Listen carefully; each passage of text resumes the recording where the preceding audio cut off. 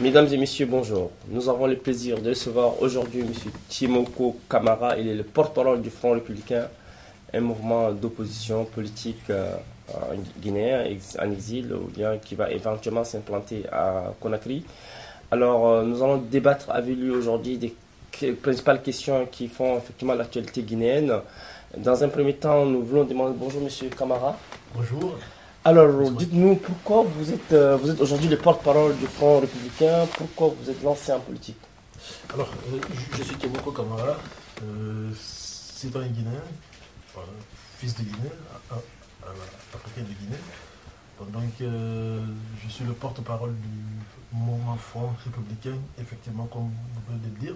C'est un mouvement politique, voilà, naissant, dans le but de la refondation de la nation et de l'édification d'une nouvelle république en Guinée. Alors tout à fait, vous parlez d'une refondation de la nation guinéenne. Le mouvement a été lancé, il a été lancé en quelle période et pendant quand et où exactement? Parce que le mouvement est naissant, nous sommes des militants à gauche à droite, nous nous inscrivons dans la revalorisation de la pensée politique des pères fondateurs, ceux qui ont pensé la République le 28 septembre 1958. Donc, nous sommes militants de tous bords, à gauche à droite. Voilà. Mais nous avons pris parti pour le peuple parce qu'il faut avoir le courage de dire aujourd'hui dans notre pays qu'il y a deux blocs antagonistes. On va y revenir.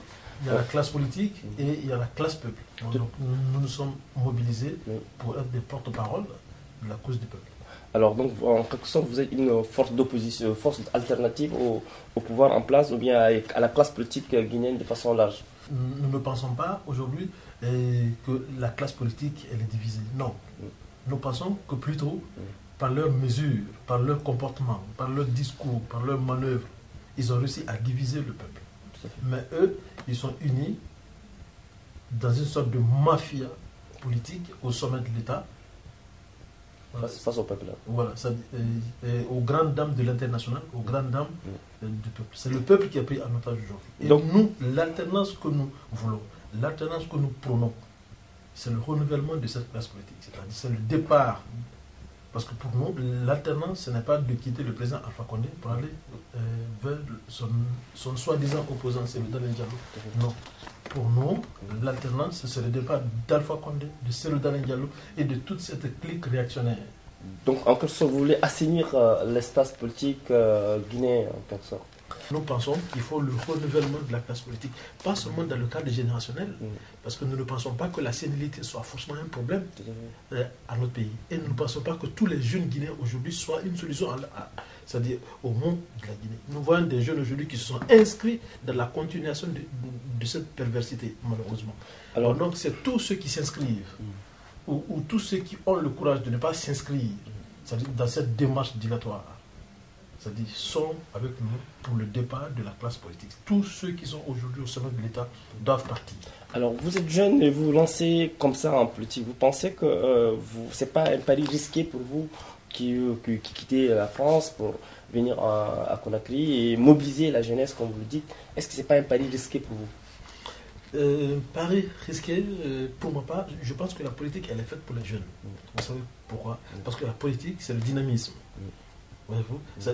L'un des tares d'ailleurs du président Alpha Condé, il est arrivé au pouvoir 10 ans après sa retraite. Vous avez vu? Et malheureusement, dans notre pays, c'est-à-dire ceux qui sont autour de lui, que ce soit le haut représentant de l'État, ils sont tous dans la 73, 65, 68, 70. Nous pensons que c'est un problème. C'est-à-dire nous ne pensons pas que ce soit un problème en tant que tel, mais nous pensons que lorsqu'on est un jeune, on est dynamique. Et de surcroît, on est patriote, on s'inscrit dans la logique de ceux qui ont véritablement versé le sang pour le peuple de Guinée. Je pense que ça ne peut être qu'un plus. Alors, la Guinée est un pays qui a été indépendant. Après le nom à De Gaulle, le pays s'est enlisé dans une impasse politique, je dirais. Quels sont, selon vous, M. Kamara, les mots qui ruinent ce pays, la Guinée que vous aimez beaucoup, votre pays d'origine? Bon, alors, déjà, je pense que les mots ne sont pas pareils de l'indépendance aujourd'hui. Oui. Parce que de l'indépendance en 1984, il y avait un régime populaire. Oui. Il y avait un système de gouvernance qui était éthique. Mais il y avait également un côté, c'est-à-dire négatif qui était la répression. La répression était disproportionnée et également il faut le reconnaître, il y avait quand même besoin de faire avancer les libertés individuelles sous la Première République. Il faut avoir le courage de le dire. Ça, c'était le mot de la Première République. Mais de 84 à nos jours, d'autres mots sont apparus, qui sont encore plus graves. Non seulement la répression, au temps du président Sékou Touré, le côté négatif, c'était la répression. En 84, on a continué Sékou Touré en mal. C'est-à-dire, lui au moins, il y avait un système de gouvernance éthique. La corruption que nous voyons aujourd'hui, la délinquance financière que nous voyons aujourd'hui, l'inconscience professionnelle que nous voyons aujourd'hui, les travers sociaux, l'ethnocentrisme, à son degré, à summum que nous voyons aujourd'hui, n'existait pas. Parce que l'État était fort. En 1984, on a continué le président Sékou Touré en mal. Vous avez vu, la répression qui était sous son régime n'a pas cessé, mais les avantages qu'il a mis en place, les systèmes de subvention qui étaient pour le bas peuple, c'est-à-dire l'enseignement de masse, l'égalité des chances entre les fils de la République. Il faut signaler que lui-même, ses enfants ont été à l'école comme n'importe quel Guinéen et n'avaient aucun autre avantage sur les autres enfants de la République. Vous avez vu, mais ces choses-là, ils ont divisé,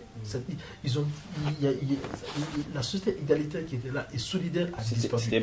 Vous avez vu, ce système de gouvernance qui était en place, ce management éthique qu'il avait mis en place, lui et ses compagnons avaient le sens du devoir à la nation a disparu. Le patriotisme a disparu. C'est-à-dire l'intérêt même de la nation a disparu. Le sentiment d'appartenance à la nation a laissé place au sentiment d'appartenance à l'ethnie. Tout à fait. Nous sommes aujourd'hui, nous ne sommes presque plus une nation. Tout à fait. Alors, donc vous évoquez un des mots qui mine la Guinée Conakry, notamment l'ethnocentrisme. Comment constatez-vous la situation, la dégradation de ce tissu social, de ce patrimoine national qu'est la cohésion nationale aujourd'hui? Elle s'est ébranlée quand vous partez à Conakry. On a l'impression qu'on est dans un pays à conflit. Est-ce que vous confirmez, vous infirmez cela? Bon, déjà, pour vous dire, ce n'est pas de la Guinée-Conakry. C'est ça. Juste un passage. Tout à fait. C'est la République des Guinées. Voilà. Il y a 3 Guinées en Afrique. Tout à fait. Il y a la Guinée, il y a la Guinée-Bissau et la Guinée équatoriale. La Guinée-Bissau et la Guinée équatoriale, c'est par analogie à la Guinée qu'ils ont été amenés à ajouter Guinée-Bissau aux Guinée équatoriale. Mais malheureusement, les journalistes de la RFI et tout ça, malheureusement. Mais cela aussi, c'est de bonne guerre. Et le Front également en fait sa mission également pour rectifier également cela, puisqu'il en va de l'image de notre pays. Maintenant, pour vous répondre, la corruption. La corruption aujourd'hui est l'un des facteurs, est l'un des principaux mots qui ruinent notre société. Comment expliquez-vous? Je l'explique par le libéralisme sauvage. En 1984, je vous dis assez rapidement, lorsque le CNRA avait pris le pouvoir, le régime Lansana Conté? Non, pas forcément Lansana Conté. Le CNRN, il faut avoir le courage de dissocier la personne de Lansana Conté et le CNRN. Le CNRN, c'était un comité qui a pris le pouvoir. Mais le comité était manipulé, il y avait des réactionnaires dedans. Voyez-vous, Lansana Conté était certes à la tête, mais il y avait des gens. Imaginez qu'il y avait même un ministre à l'époque des Affaires étrangères qui était venu revendre l'ambassade que nous avons achetée, puisque Sékou Touré avait acheté l'ambassade de la Guinée en France. Donc c'était grave. Tout à fait. Vous imaginez que le président Sékou Touré et ses compagnons avaient déjà acheté la plupart des ambassades guinéennes à l'étranger, alors qu'eux-mêmes n'avaient pas de résidence personnelle ici. Donc depuis lors, la situation, la corruption a gangréné la société guinéenne. La corruption a commencé en 1984. Vous avez vu, et elle a continué crescendo.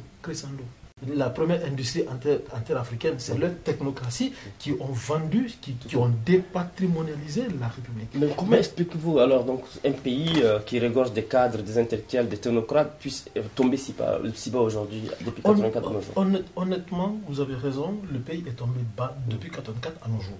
On est allé décrescendo, c'est-à-dire on est allé décrescendo. C'est ça. Vous avez vu, c'est exactement ce qui est grave. Parce que nous avons perdu le sens de la nation et de la République. Quand les gens ils viennent au pouvoir, ils ne viennent plus pour servir la nation, ils viennent s'en servir. C'est-à-dire la conscience a disparu. C'est pourquoi dans notre projet, nous faisons l'édification d'une nouvelle conscience nationale. C'est-à-dire une conscience qui place la Guinée au-dessus des considérations tribales. Tribales, ethniques et individuelles. C'est ça. Voyez-vous? Parce que la conscience nationale, elle a disparu. dans notre pays. Les cadres est le principal problème.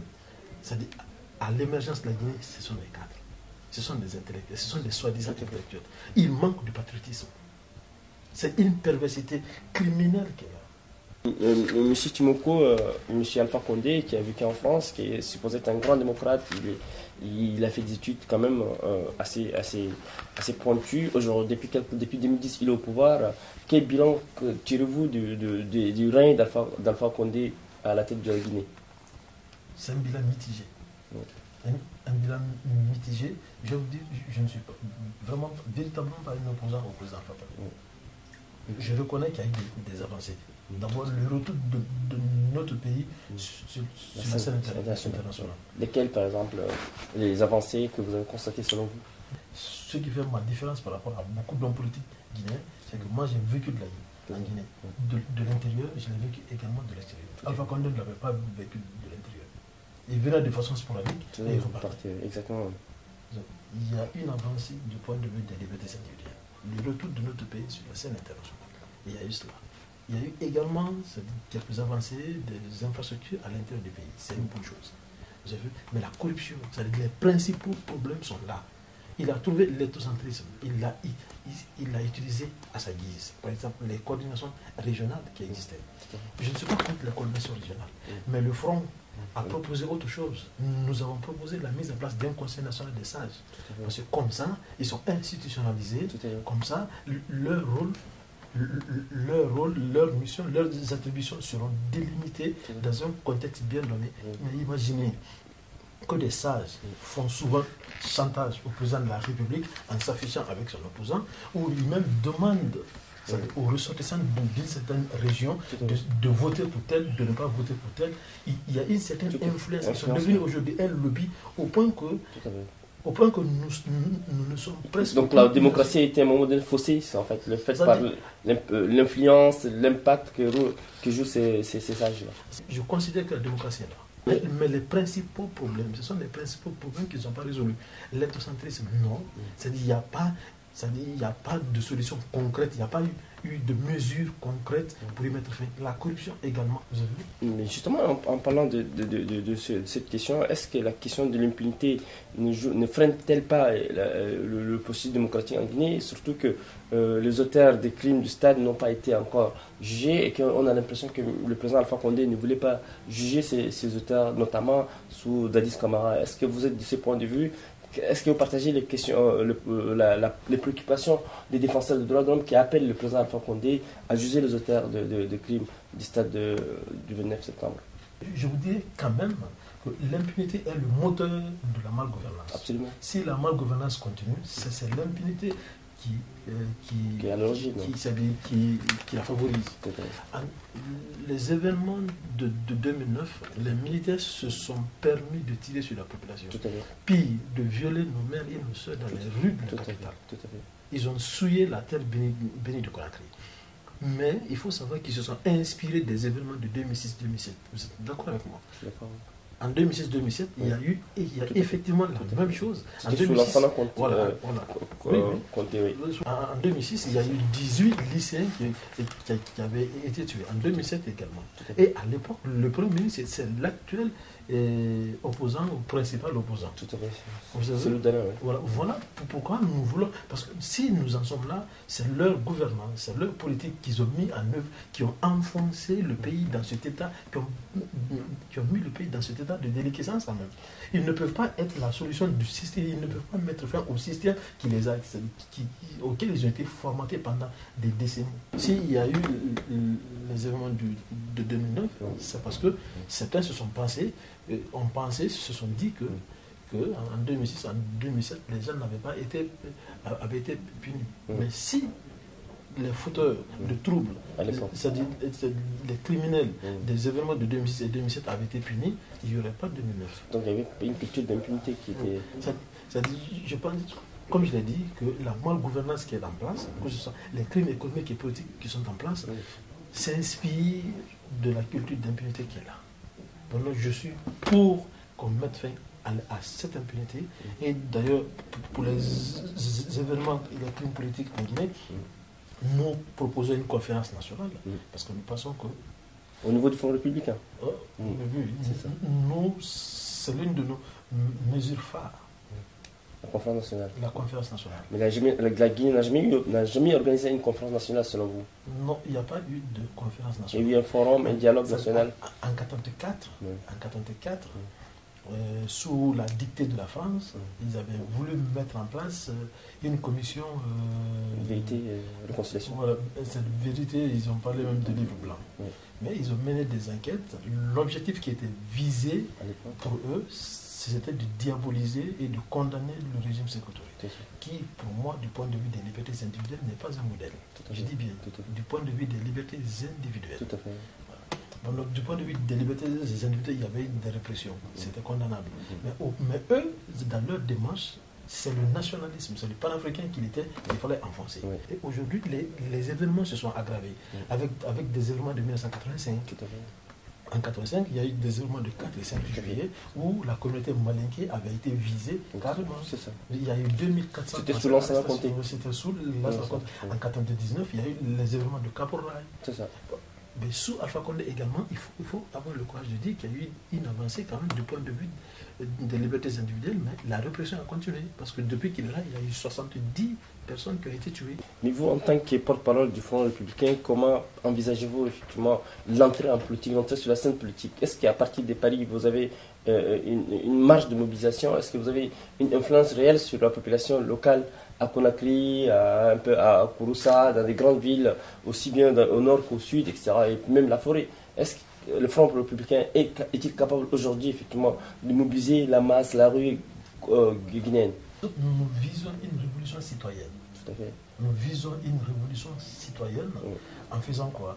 Par la conscientisation. Mais ce n'est pas un travail de la société civile. La conscientisation, ce n'est pas un travail de la société civile qui est déjà présente en Guinée. Attendez, il y a une société civile qui existe. Et que je salue, qui est dynamique d'ailleurs. Et que je salue le travail. Le travail et l'œuvre. Mais mais les sociétés civiles sont limitées. Elles sont limitées. À sa mission. Elles sont limitées. Et je pense que pour la moralisation de la vie politique, il faut également que des patriotes naissent qui soient des politiques, c'est-à-dire pour montrer au peuple de Guinée qu'il y a une autre façon de faire de la politique, hormis cette voie machiavélienne qu'ils nous ont toujours vendue.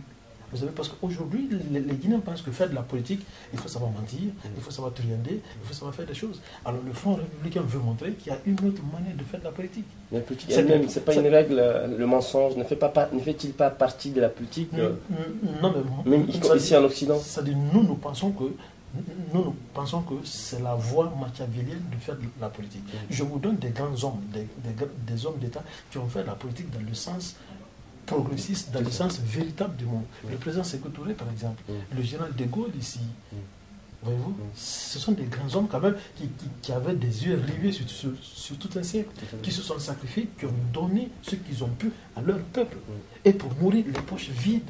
Voilà des gens qui ont été quand même du point de vue proche de leur peuple. Je ne dis pas qu'ils n'ont pas fait d'erreur. À part eux, il y a d'autres modèles, c'est-à-dire des gens qui se sont sacrifiés, les Thomas Sankara. Ce sont des hommes d'État qui ont fait la politique de point de vue quand même positif et dans le sens de faire avancer les choses. Aujourd'hui, c'est presque ce qui n'existe pas chez nous. Le principal parti, les principaux partis politiques sont à caractère ethnique. Malheureusement, oui. Le RPG, par exemple, on a beau dire du RPG, mais c'est un groupe ethnique. L'UFDG, on n'en parle pas. Alors, comment vous, en tant que Front républicain, pensez-vous lutter contre ces replis identitaires? Les partis politiques se forment d'appartenance ethnique. Est-ce que vous ne pensez pas que c'est un défi à relever dans ce pays? C'est un défi à relever. Oui. Et comme solution, nous avons tout un projet là-dessus. C'est pourquoi nous avons dit que nous visons, notre mission, c'est la renaissance nationale. La renaissance nationale à la refondation de la nation et pas la suppression totale des coordinations régionales. Parce que les coordinations régionales ont un côté positif. Idéologiquement, ils peuvent éduquer le peuple. idéologiquement, ils peuvent mieux sensibiliser le peuple. C'est leur organisation en un conseil national des sages, parce qu'ils sont utiles, mais juste à limiter, à délimiter carrément leurs attributions au point qu'ils ne puissent plus s'inviter dans la sphère politique, mais qu'ils soient là sur le point social et sociologique. Je voudrais demain, lorsqu'Elias Serrouna Souma, c'est-à-dire qui se dit aujourd'hui le Kontigi de la Basse-Côte, je voudrais qu'ils se disent demain le Kontigi de la Guinée. Vous avez vu, c'est-à-dire lorsqu'ils parlent, qu'ils s'adressent en même temps aux Soussous, aux Malinké, aux Peul, aux Forestiers, aux Bassari, aux Calais. C'est une vaste réformation, effectivement. Non, c'est même pas des réformes, c'est une refonte. C'est pourquoi nous l'avons appelé une révolution citoyenne. Il faut un projet d'une nouvelle république. Cette république, ce qu'elle est, il faut carrément la déboulonner. C'est le système qui est en place, il faut carrément l'abattre et mettre en place un nouveau modèle de développement. Et bien sûr, bientôt, notre projet sera publié. Vous ne pensez pas que vous allez buter à des résistances, surtout qu'en Guinée, il y a des hostilités face à cette réforme, à cette transformation totale et intégrale de la société guinéenne? Il y a le président Sékou Touré qui disait qu'un homme qui s'apprête à trahir une lionne n'a que faire des bourdonnements d'un petit moucheron. Nous considérons que tous les travers, que tous les obstacles seront des obstacles à surmonter ou à éliminer. Nous pensons déjà, du point de vue des réformes, au multipartisme intégral. Parce que nous pensons que le multipartisme intégral a réveillé des querelles tribales. Ça a contribué à diviser, ce n'est pas seulement en Guinée. Encore, en Guinée, nous avons de la chance. Il y a des pays, comme la Côte d'Ivoire, où nous avons vu qu'il y a eu des charniers, il y a eu plus de 3000 morts. C'est le multipartisme intégral qui ne nous correspond pas. Et nous n'allons pas l'imposer, mais ce sera par référendum. Nous communiquerons dans nos langues nationales pour que nos compatriotes comprennent pourquoi nous voulons sortir du multipartisme intégral. Aujourd'hui, regardez nos compatriotes. Si des délinquants financiers sont capables de se faire passer pour des porte-parole d'une communauté, c'est le multipartisme intégral quand même qui l'a favorisé. Mettons en place un système éthique. Eux-mêmes, ils vont se rendre d'eux-mêmes ou chercher des trous à rats où se cacher. Puisque ce sont des délinquants, ce sont des pervers qui ont contribué à détruire l'appareil de l'État. À la place du multipartisme intégral, nous proposons un système démocratique qui puisse nous correspondre. Lequel? Nous avons pensé à beaucoup de formes de multipartisme. Nous pensons au multipartisme avec parti dominant, par exemple, ou nous pensons aussi avec le bipartisme souple, pas le bipartisme rigide, qui malheureusement peut aussi permettre d'autres problèmes, c'est-à-dire comme la bipolarisation de la scène politique. Parce qu'avec un bipartisme rigide, nous risquons de voir les deux grandes majorités s'affronter. Ça, il faut l'éviter. Nous pensons déjà à un multipartisme avec parti dominant, au sein duquel il y aura beaucoup de partis qui pourront concourir à interagir à l'intérieur. Nous pensons aujourd'hui que la démocratie occidentale ne nous favorise pas. Il faut tropicaliser donc la démocratie. Pas la tropicaliser, mais il faut l'adapter aux réalités africaines. Oui, mais justement, c'est ce qui a valu ce qui a valu à Moussa Traoré au Mali son départ en 1990, parce qu'ils ont voulu effectivement arriver comme vous, adopter la démocratie universelle aux réalités africaines. Est-ce que vous ne pensez pas, vous êtes sur un terrain très glissant? Vous avez des partenaires occidentaux. Vous savez, nous pensons que les partenaires occidentaux devraient nous accompagner, se limiter à leur rôle d'accompagnateur. Mais les décisions sont nationales. L'État, la Guinée est un pays souverain, il le restera. Je voudrais paraphraser ici d'ailleurs le capitaine Davis lorsqu'il disait que la Guinée n'est pas une sous-préfecture de la France. Je voudrais également ajouter que pas que pour la France, la Guinée n'est une sous-préfecture d'aucune autre nation, d'aucune autre république, si puissante qu'elle soit. Donc les décisions devraient être nationales. Elles le sont, elles le seront. Mais voyez-vous, nous avons besoin, déjà avec nos partenaires, nous refusons de venir tendre la main. Parce que nous pensons que le système de la dette, ça fait également partie... Qui est un poids d'ailleurs. Voilà, ça fait partie de nos mesures phares. La dette, je l'aborde, c'est-à-dire en deux phases, du point de vue des altermondialistes. Il y a la dette odieuse, la dette odieuse et la dette illicite. Elle est odieuse. Elle est odieuse dans la mesure où ils font exprès de prêter des dictateurs, c'est-à-dire des régimes corrompus. Tout à fait. Malheureusement, oui. On ne prête pas le peuple. On donne l'argent, ils se partagent l'argent entre. C'est une sorte de mafia internationale. Qu'est-ce que vous reprochez au FMI et à la Banque mondiale? Qu'est-ce que vous reprochez dans l'accord des dettes? Non, je reproche d'abord à tous les donateurs, au système même international d'être mis en place pour voler, violer, spolier le peuple africain et l'Afrique. Parce que la dette, c'est un autofinancement. Ils nous prêtent une toute petite somme à des taux élevés. En plus, c'est une démarche que vous taxez de cynique à l'égard des pays africains? Non, mais elle est cynique du point de vue, elle est criminelle, c'est-à-dire à la limite. Et donc ça ne laisse pas l'Afrique émerger, développer? Non, mais c'est un point, c'est l'un des facteurs de spoliation, de retard de l'Afrique. Les mouvements... Imaginez que Thomas Sankara a été assassiné, ça fait partie des facteurs pour lesquels que Thomas Sankara a été assassiné. Mais justement, les mouvements sociaux ici en Europe, y compris en France, s'est bâti. Vous avez évoqué le cas de CADTM, le comité d'action pour l'annulation des dettes des pays du tiers-monde. Que je salue d'ailleurs. Justement, ça fait pratiquement une dizaine d'années que les CADTM se battaient contre effectivement, cette monopolisation effectivement, du système international. Est-ce que vous pensez que les efforts de mouvements sociaux, aussi bien africains et internationaux, ont-ils réussi quand même à vaincre ces systèmes internationaux que vous jugez d'uniques? Parce que vous savez que le système international est pervers. Oui, tout à fait. Aujourd'hui, il y a les fronts contre le franc CFA partout. Ils le savent, ils l'entendent, mais ils n'en ont rien à foutre. Ils ne répondent pas à l'appel du peuple d'Afrique. Donc Macron, le président français, n'a pas apporté une réponse cohérente à la hauteur des attentes des Africains à Ouagadougou, selon vous, à Ouagadougou et à Abidjan?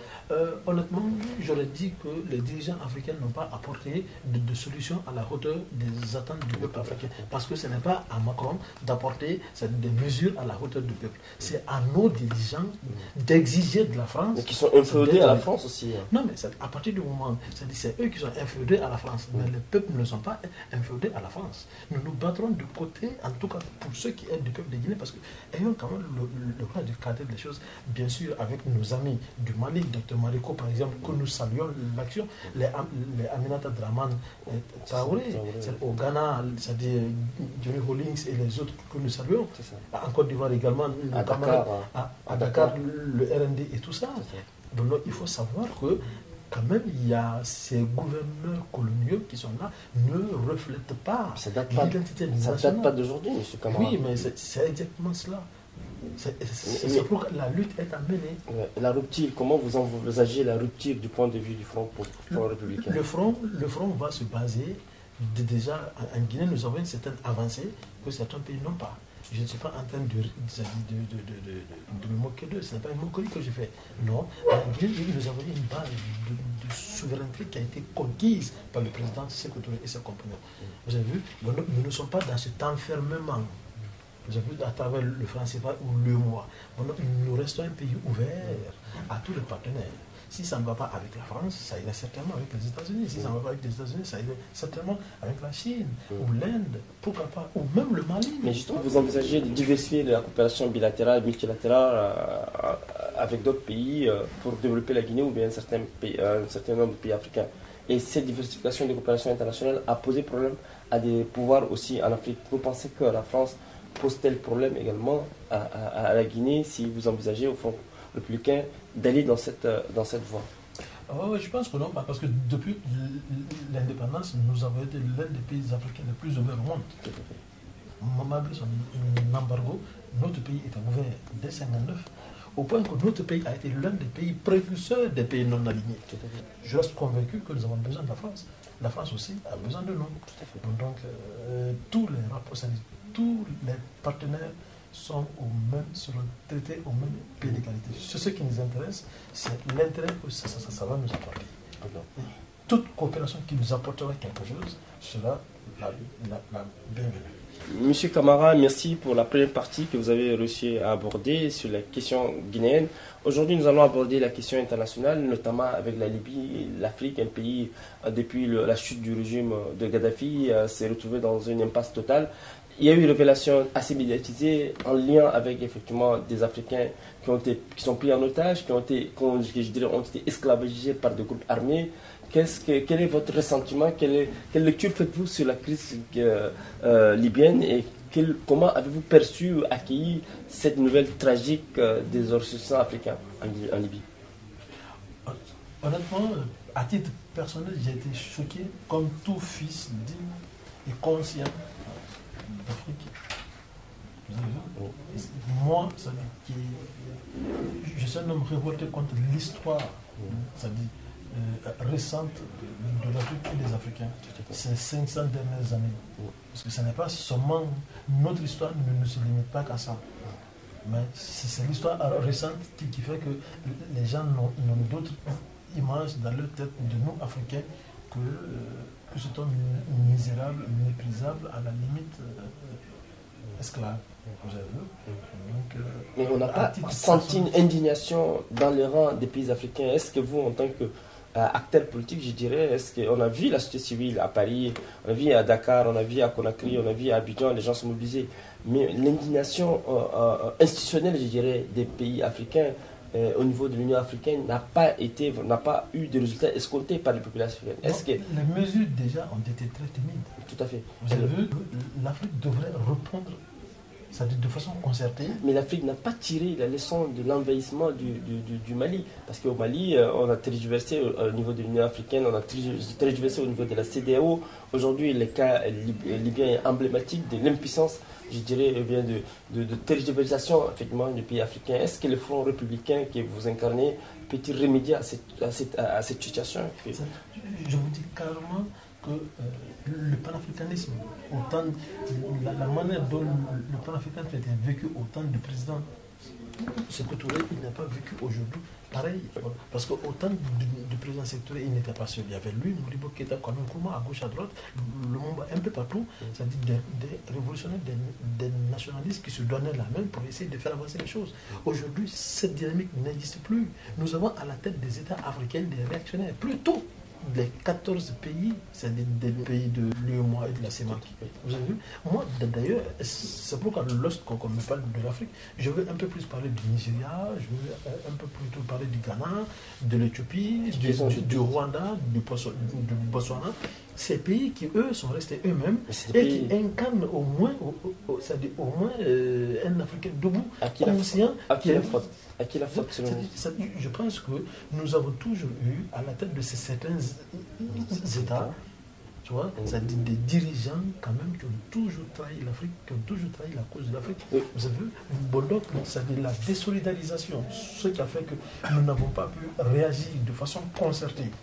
Vous avez vu, de façon globale, de façon unie à la question libyenne, fait que l'esclavage continue d'exister.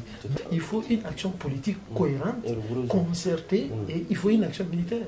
Mais ce qui se passe aujourd'hui en Libye, c'est un manque, c'est un renoncement. C'est la preuve que certains pays ont renoncé à leur devoir, à leur mission. De solidarité, exactement, et même de solidarité intra-africaine. Non seulement la solidarité intra-africaine n'existe pas, mais également ils ont manqué à leur responsabilité historique.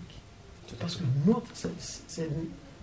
notre premier devoir, c'est de sécuriser, c'est de défendre nos populations à travers le monde. Et ça dit, il est insultant, il est révoltant de voir que l'Africain est traité partout au Liban, aux États-Unis, en France, mais que ce soit sur le sol africain, cela est inacceptable. La solution qu'il faut aujourd'hui apporter, c'est une intervention d'urgence ou une intervention humanitaire. Et ça, c'est en fonction des dispositions du droit international. Mais le droit international n'est pas appliqué aujourd'hui sur le cas. Les gens sont toujours pris en otage. Lorsqu'il s'agit de l'Afrique et des Africains, le droit international n'est pas appliqué. Mais lorsqu'il s'agit de défendre les intérêts de la France des États-Unis, on utilise tout de suite le droit international. Imaginez-vous, on a utilisé le droit international pour déloger et même tué Kadhafi sur le sol et dans l'impunité totale. Ils ont oscillé la communauté internationale pour intervenir en Afghanistan, en Irak, un peu partout, en Côte d'Ivoire. Mais lorsqu'il s'agit de défendre des Africains, il paraît qu'il y a 20 000 hommes pris en otage à travers la Libye. 20 000 hommes, ça fait trop. Ça veut dire l'Union africaine n'est pas une organisation panafricaine. C'est une organisation africaine, c'est une organisation des États africains qui s'inscrit dans la défense des intérêts de l'Union européenne. Alors, dans cette indignation que vous faites preuve aujourd'hui, il y a 2 jours, Donald Trump, président américain, avait tenu des propos assez désobligeants, assez humiliants encore à l'encontre des Africains. Et il a traité des pays de merde. Est-ce qu'au Front républicain, vous n'avez pas senti encore un affront, une humiliation à l'encontre du peuple africain? Donc, je pense que Donald Trump n'arrête pas de s'humilier et d'humilier le peuple américain. Je me réserve, et le Front républicain se réserve de répondre à un tel argument. Nous refusons de nous rabaisser à son niveau de rhétorique. Non. Nous sommes issus d'un peuple hautement noble, du peuple africain. Depuis l'Égypte antique, nous refusons de nous comporter comme un vieux porc. Il est en train de rabaisser l'Amérique à sa plus petite expression, au point que lorsqu'il parle, il est banalisé. Les gens ne le répondent même plus. Monsieur Tiemoko Kamara, nous arrivons au terme de cette interview. Je voudrais vous demander quel sera votre dernier mot à vos collègues, au peuple guinéen ou bien aux Africains qui vont éventuellement vous découvrir dans votre perspective trajectoire politique. Bon, écoutez, M. Makaila, mon dernier mot pour ma part, je l'adresse à mes compagnons de lutte. Lesquels? Je parle de Kabasano, par exemple, de Djeli Matata Silla, de Mohamed Mahmadi, de Tiano Amadouba, de Selou Diallo, Abdraman Dantouman Kamara, de Kondé Le Bon, de Mohamed AST, à tous nos compagnons, à tous ces membres fondateurs, de Cheikh Ferrin Kondé, Laville Koyogi, qui avec moi, main dans la main, nous avons essayé, nous avons décidé de nous engager dans l'arène politique guinéenne pour essayer de faire avancer les choses, de montrer au peuple, de donner l'espoir au peuple qu'une nouvelle Guinée est encore possible. Parce que beaucoup pensaient que le président Alpha Condé était le dernier espoir. Non, il n'est pas le dernier espoir, il a échoué. L'espoir, c'est le Front républicain. Nous voulons montrer aux jeunes de Guinée, la population guinéenne, que l'espoir existe avec nous, qu'ils nous rejoignent et que main dans la main, nous nous battrons pour non seulement dans la mobilisation, l'organisation et la conscientisation en vue de cette révolution citoyenne. Il faut édifier une nouvelle conscience nationale, mettre le peuple au travail, encourager le travail et les travailleurs.